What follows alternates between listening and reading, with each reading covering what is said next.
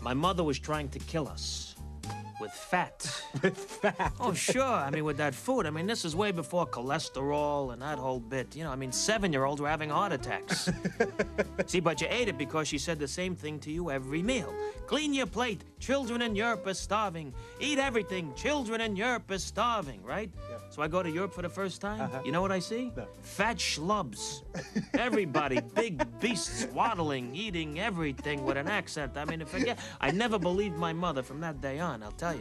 But the food was sensational, right? I mean, but you didn't even call it by its name, the food. You called it by what it did to your body. I don't get you. Would you say, hey, Ma, pass me some of that burning sensation I'm having in my colon? You know, it's funny because a lot of the comedians that I've interviewed, their humor centers around food around the family dining room table. Well, yeah, sure. Well, that's because most of their families came from Russia, see? And in Russia, they had no food. I mean, sand was a beverage. I mean, like in my family, my uncle Schmucklich, when he came here and saw a supermarket for the first time, he proposed to a brisket. Well, there was talk he had to. You know. See, but for me, my family was like Dances with Jews. Oh, sure. We had names for our relatives like they had in that movie. What do you mean? Oh, we had eats with his hands, spits when he talks, makes noise when he bends, sweats like a pig, whines in a cab, never buys retail, shaves his back. Now, were you always funny? Compared to you, yes. Let me give you a fashion tip. The pants go on the bottom. Where's my drummer? But I'm fun. Sure. Now, so you got your humor from the family? Oh, yeah. My father had a great sense of humor.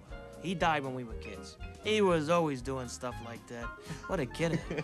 No. Who was your biggest influence? All of them. The entire herd. They were a joyous people. See, they spoke Yiddish, which is a language of coughing and spitting. So until I was 15, I lived in a raincoat. When did you start performing? After dinner. Oh, sure. After all the food in the entire world had been eaten, the tow trucks would come and take the relatives into the living room, and that meant it was showtime.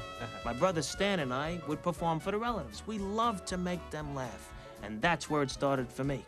And who would think that from that living room in Brooklyn in the 30s to CBS in 1956, and I would have my own television show? I mean, it's incredible to... Oh, excuse me. That was something I ate as a child. Oh, sure. I mean, I remember.